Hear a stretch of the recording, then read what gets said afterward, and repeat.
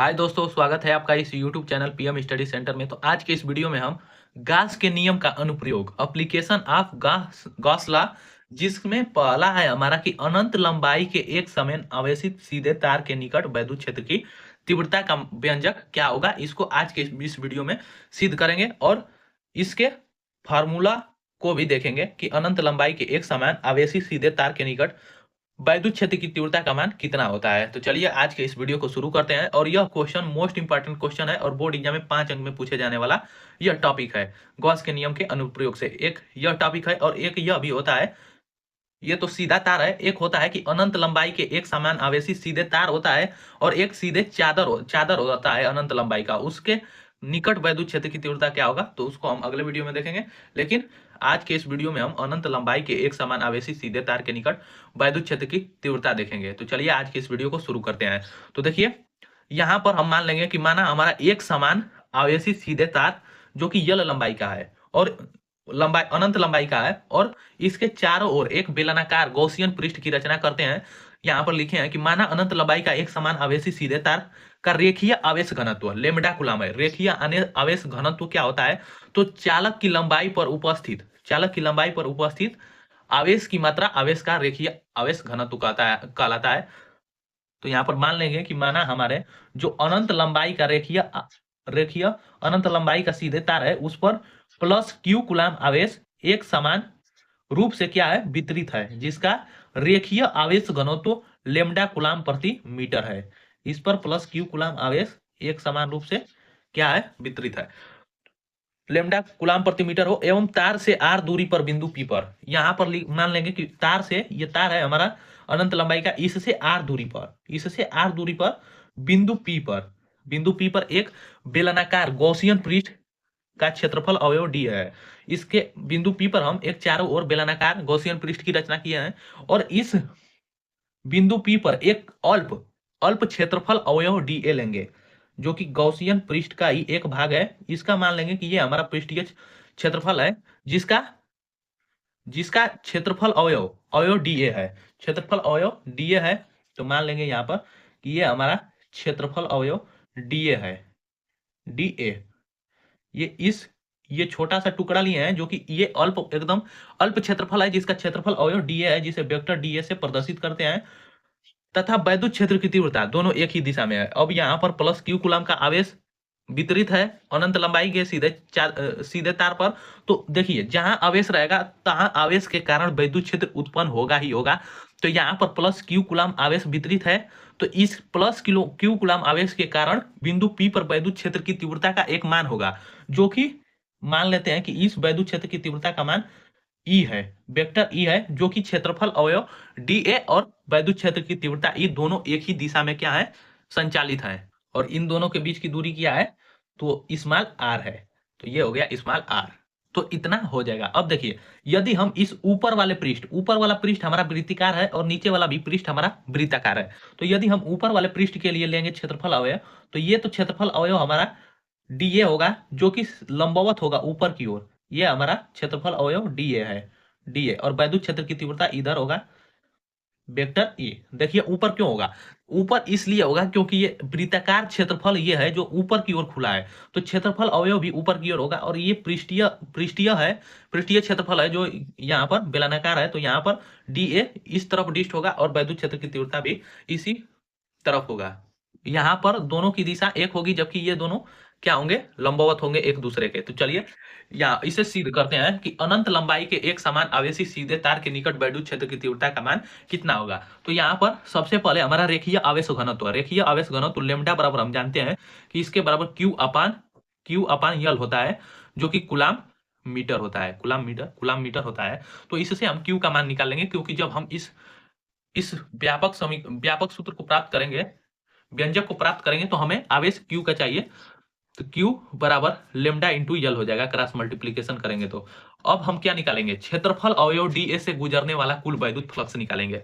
देखिए, तो लिखेंगे यहां पर कि क्षेत्रफल अवयव क्षेत्रफल अवयव क्या है, तो डीए है। डीए से गुजरने वाला वैद्युत फ्लक्स, गुजरने वाला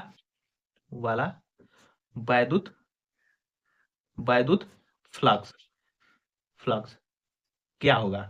तो देखिए संपूर्ण डीए से गुजरने वाला क्षेत्रफल अवयव डीए से गुजरने वाला वैद्युत फ्लक्स हमारा डी फाई ई बराबर हो जाएगा vector E into D A.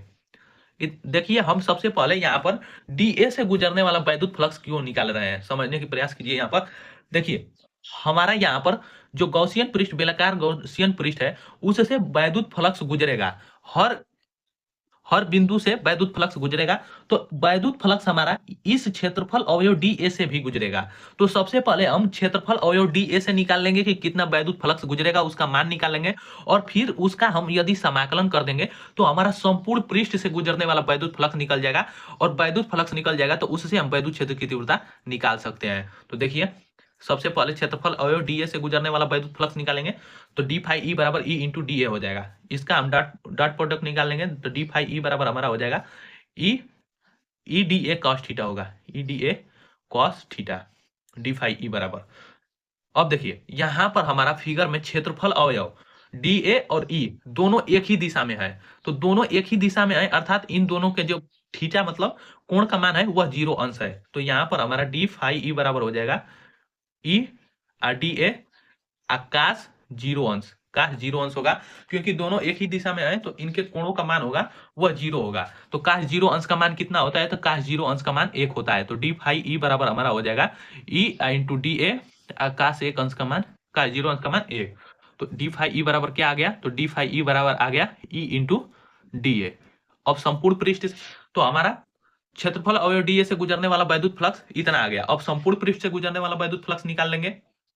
तो लिखेंगे संपूर्ण पृष्ठ से गुजरने वाला वैद्युत फ्लक्स, संपूर्ण पृष्ठ पृष्ठ से गुजरने वाला वाला वैद्युत फ्लक्स, वैद्युत फ्लक्स।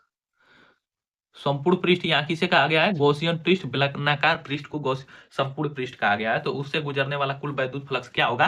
तो यदि हम क्षेत्रफल अवयव डी ए से गुजरने वाला वैद्युत फ्लक्स का बंद समाकलन कर देंगे तो हमारा संपूर्ण पृष्ठ से गुजरने वाला वैद्युत फ्लक्स निकल जाएगा। तो ये हो जाएगा समाकलन डी फाई ई बराबर समाकलन ई इंटू डी ए। अब देखिए तो इसका समाकलन करेंगे डी फाई ई का समाकलन करेंगे तो ये पूरे भाग को दिखाएगा। तो इसका समाकलन हो जाएगा फाई ई हो जाएगा। और यहाँ पर ई जो वैद्युत क्षेत्र की तीव्रता है वो अचर पद है। और यहाँ पर समाकलन होगा डी ए का। तो देखिए इसे हम मान लेंगे समीकरण 1, समीकरण 1 क्यों माने हैं पता चलेगा आपको। देखिए यहाँ पर डी फाई ई बराबर हो जाएगा यहाँ पर ई समाकलन डी ए, समाकलन डी ए हमारा क्या है? तो डी ए है बेलनाकार पृष्ठ पर लिया गया क्षेत्रफल अवयव डी ए। तो इसका यदि समाकलन करेंगे डी ए का तो यह संपूर्ण भाग को दिखाएगा। तो संपूर्ण भाग किसका है? तो बेलनाकार है संपूर्ण भाग। तो बेलनाकार का यहाँ पर वक्र पृष्ठ लेंगे। देखिए फिगर को समझिए एक बार। देखिए यहाँ पर क्षेत्रफल अवयव डी है वह किस पर लिया गया है? तो एक बेलनाकार पृष्ठ पर लिया गया है। तो जब भी इसका समाकलन करेंगे तो बेलनाकार पृष्ठ का यहाँ पर वक्र पृष्ठ को रखेंगे क्योंकि यहाँ पर क्षेत्रफल लेंगे तो आरी आरी सबका क्षेत्रफल लेंगे तो वक्र पृष्ठ को ही लेंगे। तो यहाँ पर हमारा हो जाएगा फाई ई बराबर ई, इसका समाकलन करेंगे तो इसका समाकलन करेंगे तो 2 पाई आर यल हो जाएगा, 2 पाई आर यल कहां से आया है? तो समाकलन डी ए बराबर बेलन का वक्र पृष्ठ होगा, बेलन का वक्र पृष्ठ ये होता है 2 पाई आर यल। बेलन का वक्र पृष्ठ बराबर 2 पाई आर यल होता है। तो इतना हो जाएगा। अब इसे मान लेंगे हम समीकरण 2, इसे मान लेंगे समीकरण 2। तो ये हो जाएगा फाई ई बराबर ई इंटू 2 पाई आर यल, समीकरण 2। अब इसमें हम गास के प्रमेय का प्रयोग करेंगे। तो लिखेंगे गास के प्रमेय से या गास के नियम से। तो गास का प्रमेय क्या होता है? तो गास का प्रमेय होता है कि किसी बंद पृष्ठ या गॉसियन पृष्ठ से गुजरने वाला कुल वैद्युत फ्लक्स उस पृष्ठ द्वारा घिरे गए कुल आवेश का 1/f गुना होता है, जिसे हम गास का नियम कहते हैं। तो अब देखिए इससे हम निकालेंगे फाई ई बराबर यहाँ पर क्यू हम क्या सबसे पहले अनंत लंबाई के सीधे तार का रेखीय आवेश घनत्व निकाले थे। तो उससे हम क्यू का मान निकाले थे। तो क्यू का क्या मान निकाले थे? लेमडा इंटू यल था, अब बटा के एफ इसे हम मान लेंगे ये हमारा समीकरण 3 हो गया। देख लीजिए यहाँ पर लेमडा यल कैसे आया है? तो यहाँ पर रेखीय आवेश घनत्व होता है हमारा, रेखीय आवेश घनत्व घनत्व। ये क्या होता है, लेमडा बराबर होता है क्यू अपान यल होता है। तो इससे क्यू का मान निकालेंगे तो लेमडा इंटू यल हो जाएगा, जो कि यहाँ पर क्यू का मान रखा गया है लेमडा इंटू यल। तो अब लिखेंगे समीकरण 2 तथा समीकरण 3 से, 3 से। तो समीकरण 2 और 3 का यहाँ पर प्रयोग करेंगे।